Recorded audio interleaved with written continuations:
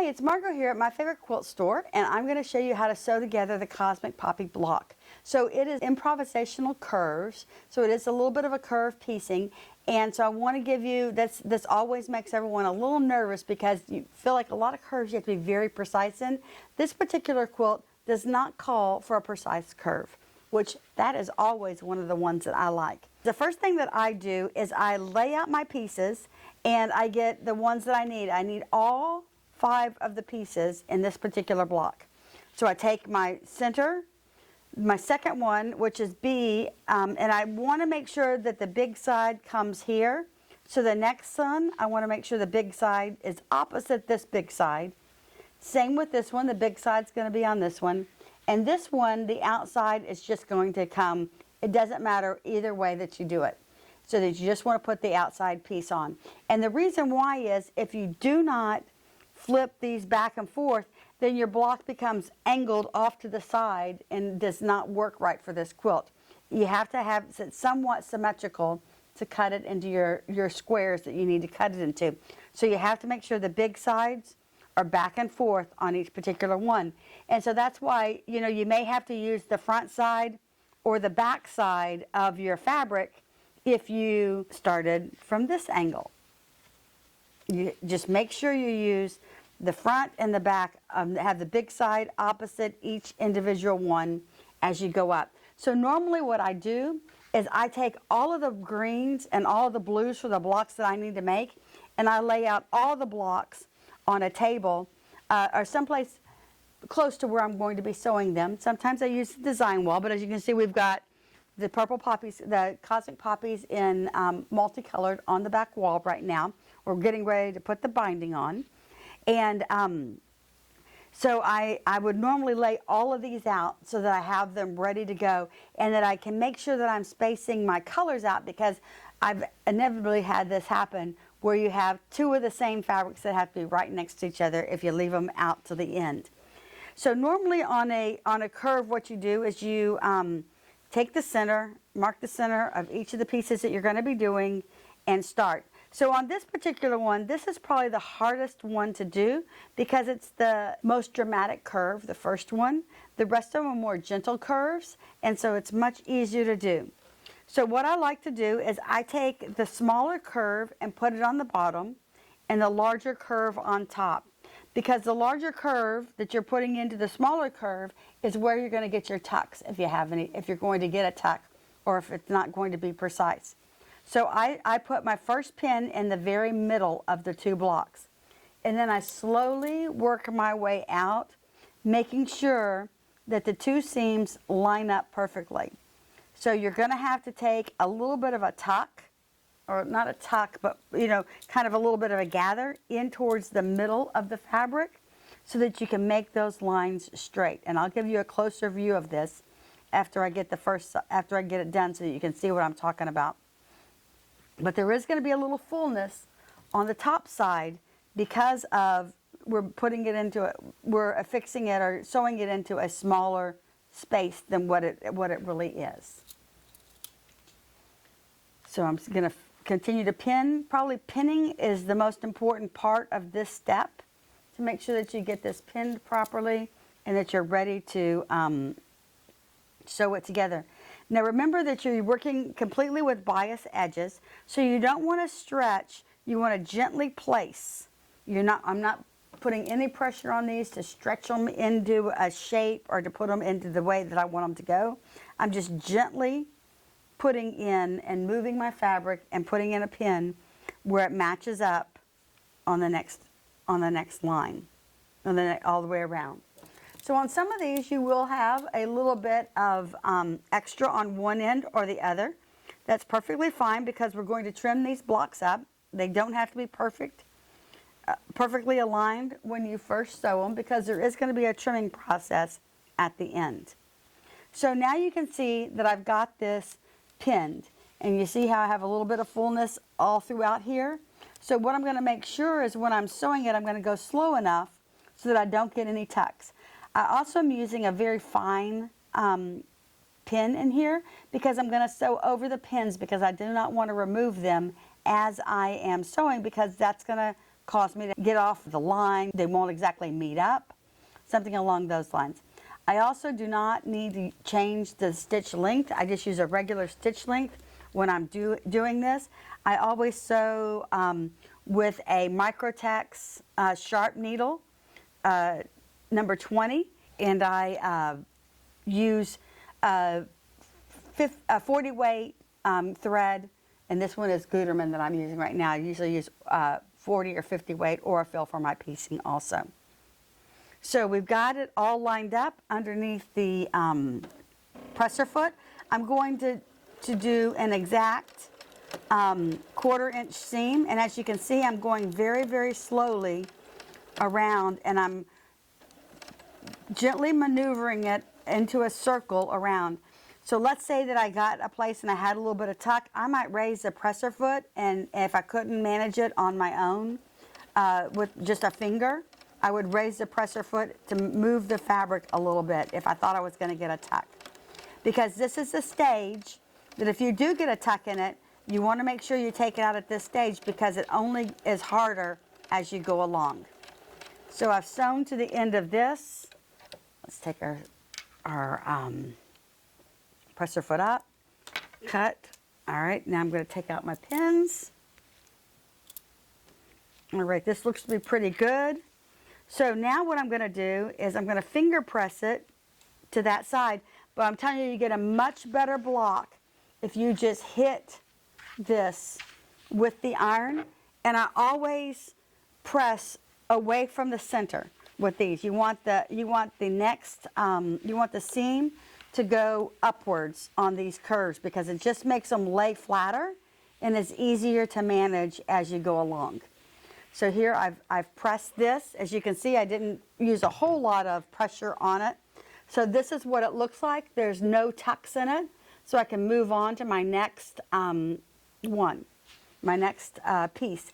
So you got to be careful, because a lot of times then I'll come and do it like this, but you can see that that is the wrong way to do it. It's got to go to this side, so that the big piece is on the small side. So again, I'm going to get kind of the center, and I'm going to start in the center and pin outward.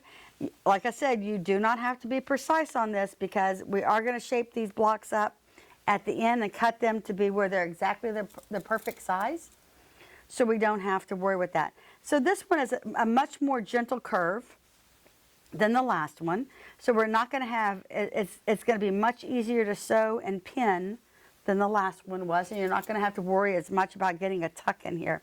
But that's mainly what you worry about with in sewing curves, is getting a tuck in there, because you're putting a lot of fabric into a much smaller place than what you initially had.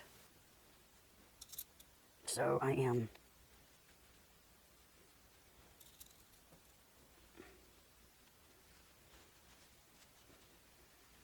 going this way. Again, only pinning about a thumb's width from one another. So I use quite a number of small, thin pins, fine pins, when I'm pinning this. And only going about a thumb's width at a time. So I put the next pin in, so that I can make sure that I don't get tucks.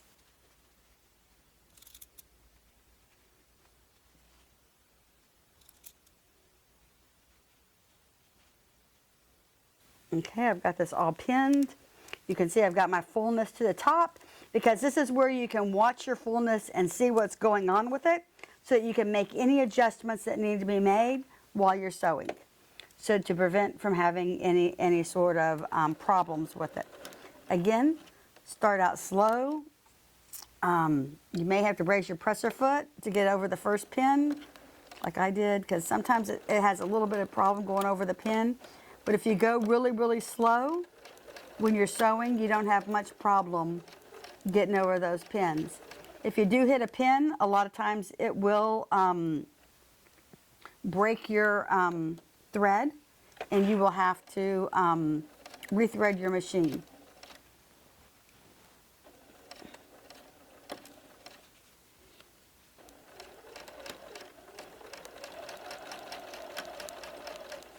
I also am using the 1/4 inch flange on this one, which makes it a little bit harder for the pins to go under. You may want to switch to a 1/4 inch foot to do it with. This is just the foot that I've chosen to do it with today.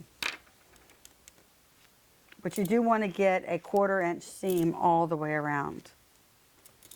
Okay, so now I have got the seam out, so I've taken all my pins out. I've finger pressed it down. But if you press it, hit it with an iron and press it right now, kind of flat, you'll get your best results. And again, I'm pressing the seam upwards because that's what gets me the best results at the end. So I've got that one on. Now this one, the small side, goes to the big one. The big end goes to the small side. So this one I found it's just easiest just to start pinning from one end and go to the other. So I'm going to start on this end.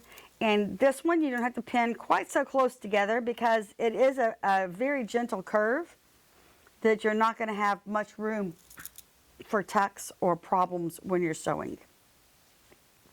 So you can give yourself a little more room between pins. The first one is the most important, to put the pins very close together because that's where you're going to have the biggest problem because it's the tightest curve. This is a very gentle curve.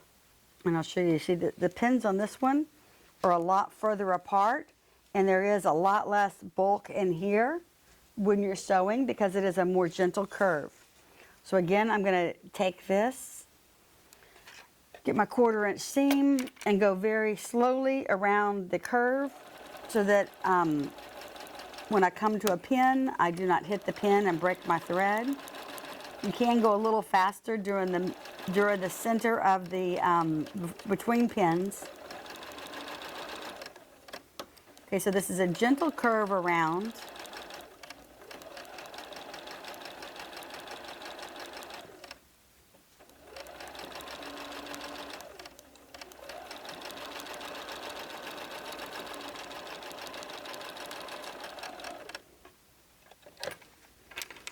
I'm not doing any back stitching on this or anything like that because we are going to be trimming this block up, so it's not going to make a difference one way or the other. Okay, so we've got this one done. Let's finger press it to make sure we've got no tucks in it, and that finger press just gives you a light touch across it so you can make sure that you don't have any tucks in it at all. And then we'll hit it with an iron.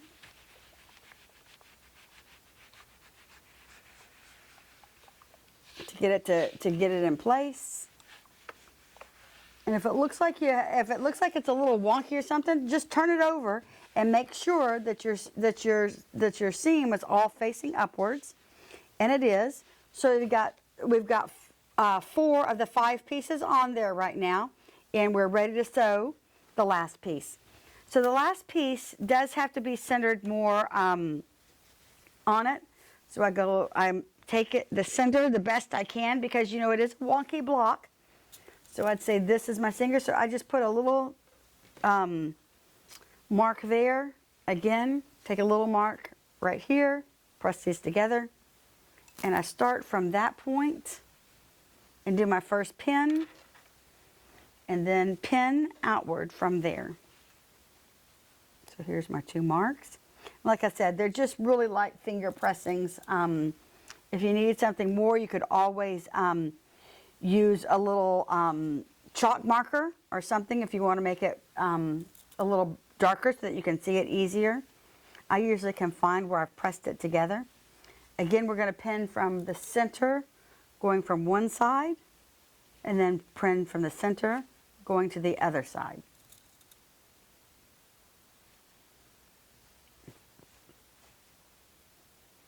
I did want to show you all these steps so that you could see what each one looks like individually.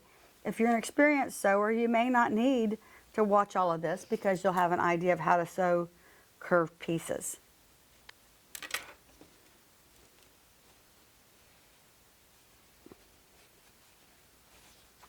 Okay, so now that's straight. I've got one side done, starting on the second side out.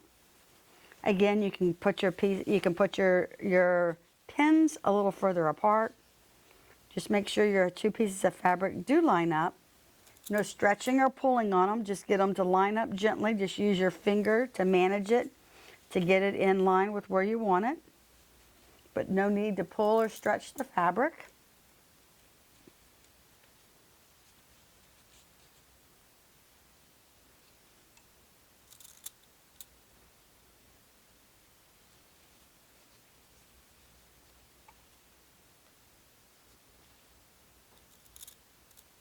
Okay. Now we've got this one done. And I'm going to sew it on. Okay, so look, I guess I'll show you what it looks like pinned. So you can see that it's pinned. There's a little bit of fullness, but it all is really towards the center of the block. So we're going to sew this together.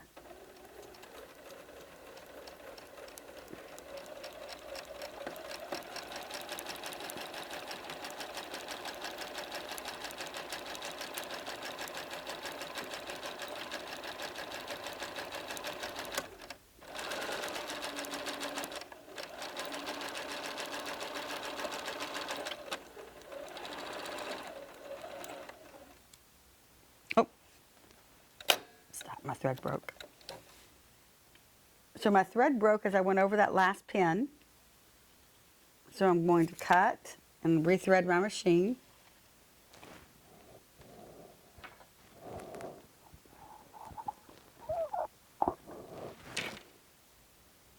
Let me cut that out.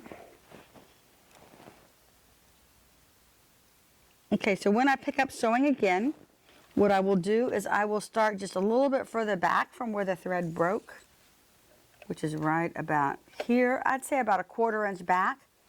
Make sure I'm on the same sewing line, which I am because I'm doing a good 1/4 inch seam. And then continue on around. I took that pin a little too fast,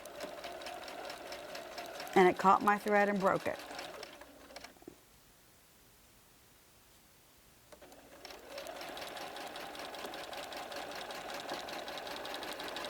If you don't want to sew over your pins, you can remove them right before they get, you can stop and remove them right when you get to it. That's another way to do it. Just to stop right before you get to the pin, remove the pin. You just can't remove the pin too far away, and you really need pins when you're sewing this seam because it is a curved seam and you have all this fullness to put in here. All right, so what we're going to do next is we're going to finger press the last piece down. Okay, looks like it's going to come out just perfect. So it has no tucks in it. So I'm going to give the block a good press. So batiks have quite a bit of starch in them already, so I didn't feel the need to starch this. But after we're all done, sometimes I will go back and starch the block before I cut it so that it just seams together easily when I'm ready to put it together. So this is what the block looks like when I'm all done. And now all I'll need to have left to do is to square it up. And then, I can see a little piece back here that didn't get ironed perfectly, so I'm going to hit it from the back. I've got a couple of extra threads back here from where the thread broke. I'm going to clip those off. The end threads don't matter because we'll get those off when we square up the block. But now the block is perfect. It's very crisp, so it doesn't need any starch, and it's ready to be cut and squared up to be put into the quilt. So you make all of your blocks first before you square them up, and I hope this helps you understand how to sew the pieced curved seam. Thanks so much, and have a great day sewing.